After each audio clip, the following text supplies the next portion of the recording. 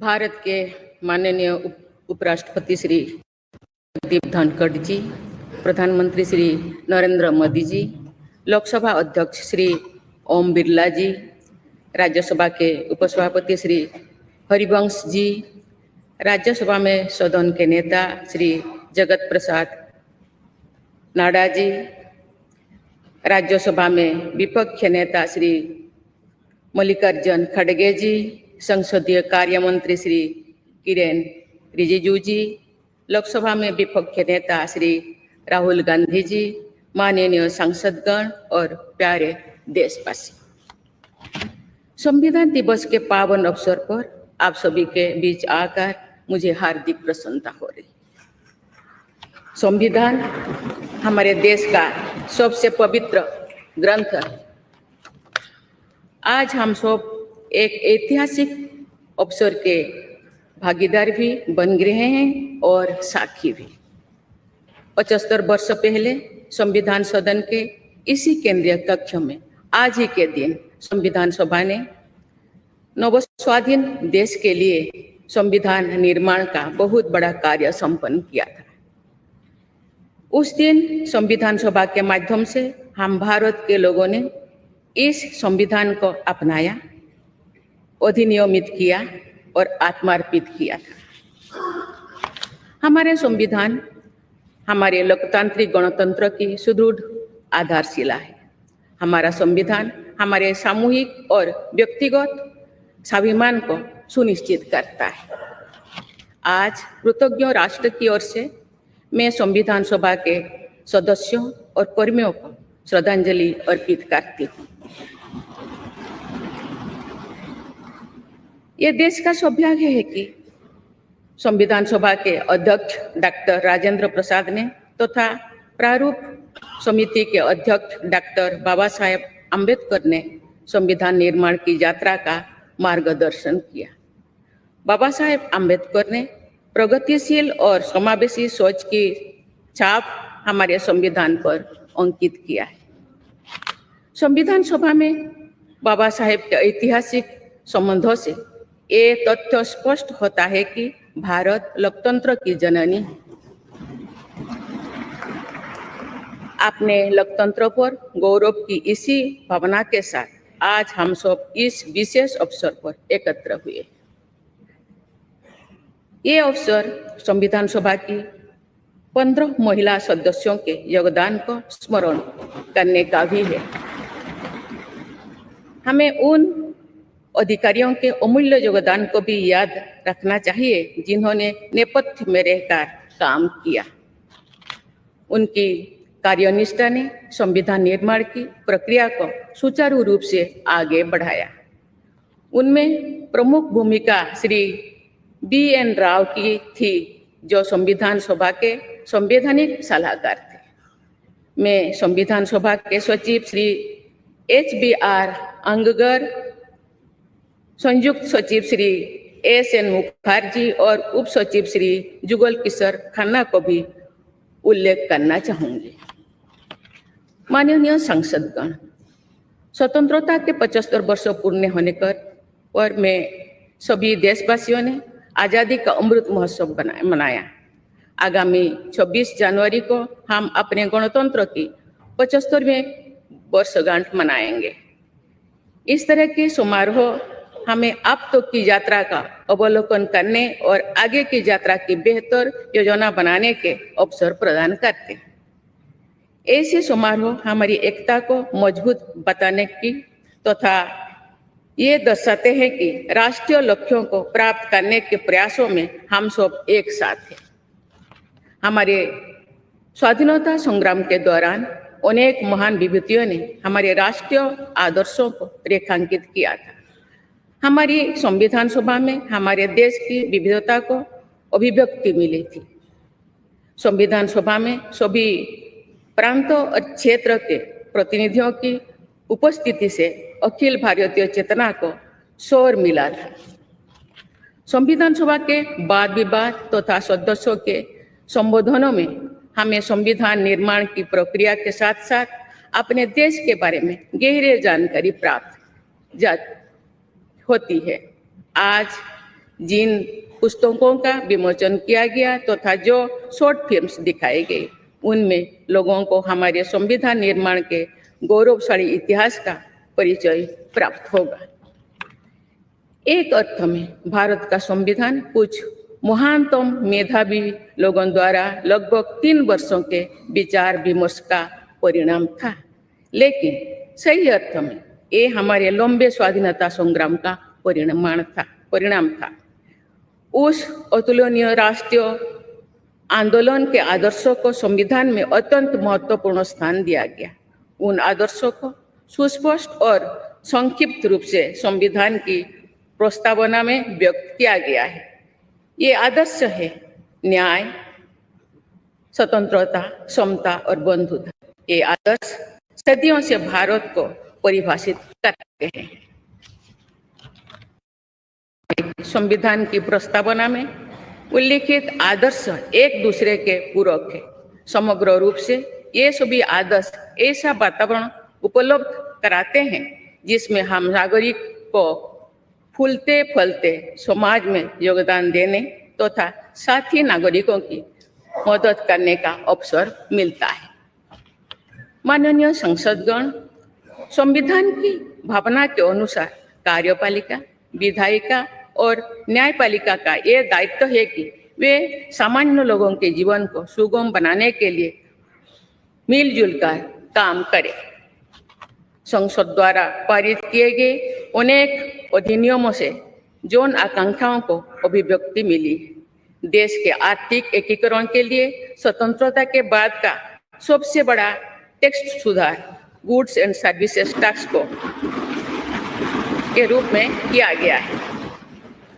वर्ष 2018 में राष्ट्रीय पिछड़ा बल आयोग को संवैधानिक दर्जा प्रदान किया गया है।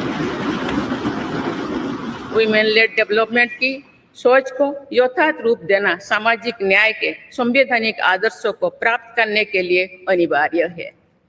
नारी शक्ति बंधन अधिनियम द्वारा हमारे लोकतंत्र में महिला सशक्तिकरण के एक नए युग की शुरुआत की गई है। दंड के स्थान पर न्याय तथा अपराध के स्थान पर सुरक्षा की भावना पर आधारित भारतीय न्याय संहिता, भारतीय नागरिक सुरक्षा संहिता और भारतीय साक्ष्य अधिनियम को पारित करके सांसदों ने आधुनिक सोच को अपनाने का प्रभावशाली परिचय दिया है। ऐसे अनेक अधिनियमों को पारित करने के लिए मैं सभी सांसदों की सराहना करती हूँ। पिछले कुछ वर्षों के दौरान सरकार ने समाज के सभी वर्गों, विशेषकर कमजोर वर्गों के लोगों के विकास के लिए अनेक कदम उठाए हैं। ऐसे निर्णयों से लोगों का जीवन बेहतर हुआ है तथा उन्हें प्रगति के नए अवसर मिल रहे हैं। गरीब लोगों का अपना पक्का घर मिल रहा है, बिजली, पानी, सड़क की सुविधा मिल रही है, खाद्य सुरक्षा और चिकित्सा सेवाएं मिल रही है। देश में बड़े पैमाने पर विश्व स्तर का इंफ्रास्ट्रक्चर बनाया जा रहा है। समग्र और समावेशी विकास के ऐसे अनेक प्रयास हमारे संवैधानिक आदर्शों को आगे बढ़ाते हैं। इस प्रयासों के लिए मैं सरकार की सराहना करती हूँ। उच्चतम न्यायालय के प्रयासों से देश की न्यायपालिका हमारे न्याय प्रणाली को और अधिक प्रभावी बनाने के लिए अनेक प्रयास कर रही है। न्यायपालिका विचाराधीन कैदियों को और जेल सुधार के विषयों पर भी कार्यरत है। हमारे देश में मूलभूत अधिकारों का दायरा समय के साथ विस्तृत होता रहा है। अपेक्षाकृत कम साधन संपन्न लोगों को कानूनी सहायता प्रदान करने के संवैधानिक निर्देश प्रति जागरूकता और सक्रियता बढ़ रही है। माननीय सांसदगण, कार्यपालिका, विधायिका और न्यायपालिका के साथ साथ सभी देशवासियों की सक्रिय भागीदारी से हमारे संवैधानिक आदर्शों को शक्ति मिलती है। हमारे संविधान में प्रत्येक नागरिक के मूल कर्तव्यों का स्पष्ट उल्लेख किया गया है। भारत की एकता और अखंडता की रक्षा करना, समाज में समरसता की भावना का निर्माण करना, महिलाओं के सम्मान को सुनिश्चित करना, पर्यावरण की रक्षा करना, वैज्ञानिक दृष्टिकोण को अपनाना, सार्वजनिक संपत्ति की सुरक्षा करना तथा राष्ट्र को उपलब्धियों की नई ऊंचाई तक ले जाना नागरिकों के मूल कर्तव्यों में शामिल है। हमारा संविधान एक जीवंत और प्रगतिशील दस्तावेज है। बदलते समय की मांग के अनुसार नए विचारों को अपनाने की व्यवस्था हमारे दूरदर्शी संविधान निर्माताओं ने बनाए थे।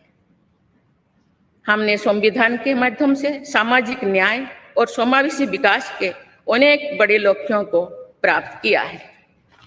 नई सोच के साथ हम भारत को विश्व समुदाय में नई पहचान दिला रहे हैं।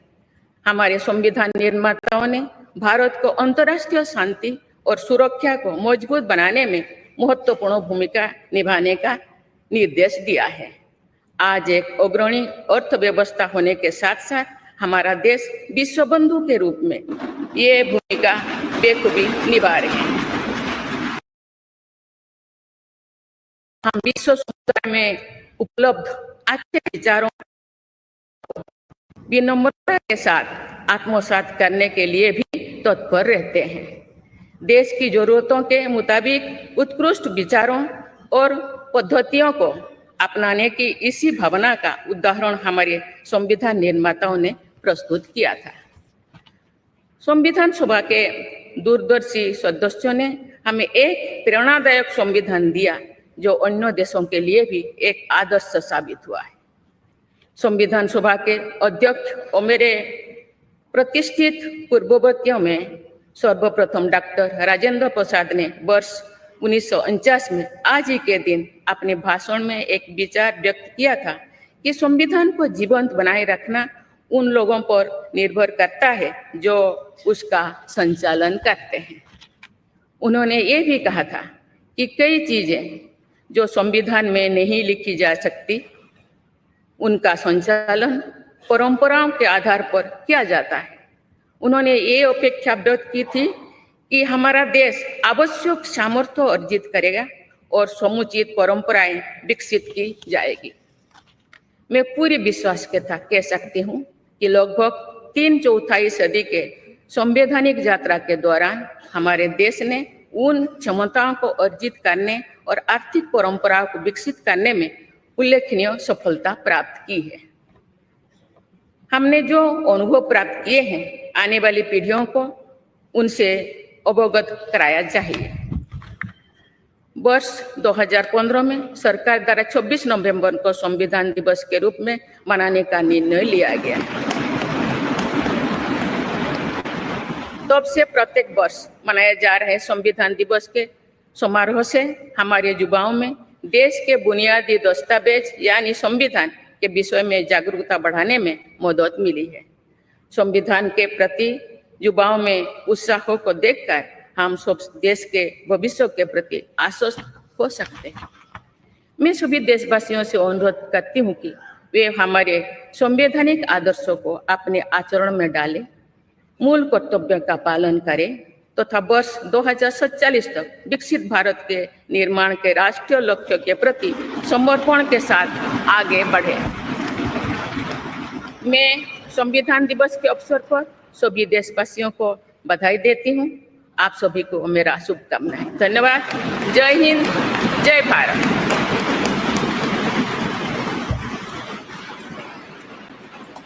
माननीय राष्ट्रपति जी, बहुत बहुत धन्यवाद।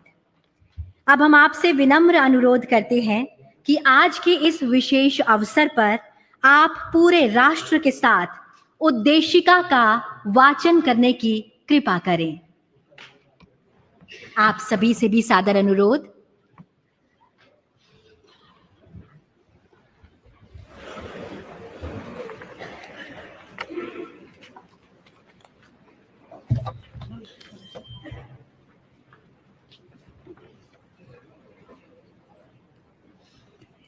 हम भारत के लोग भारत को एक संपूर्ण प्रभुत्व संपन्न समाजवादी पंथ निरीक्षण लोकतांत्रिक गणराज्य बनाने के लिए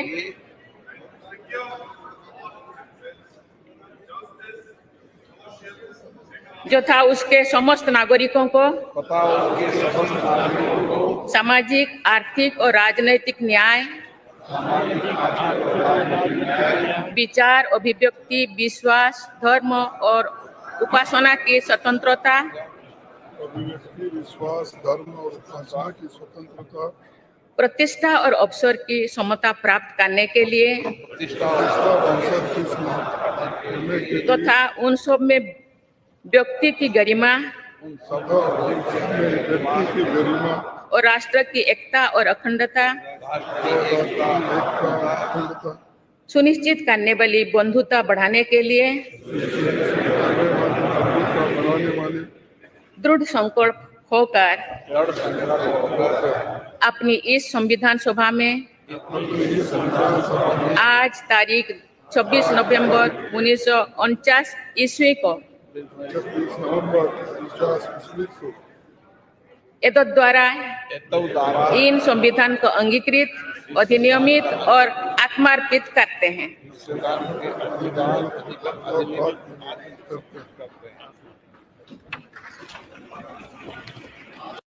और अब राष्ट्रगान।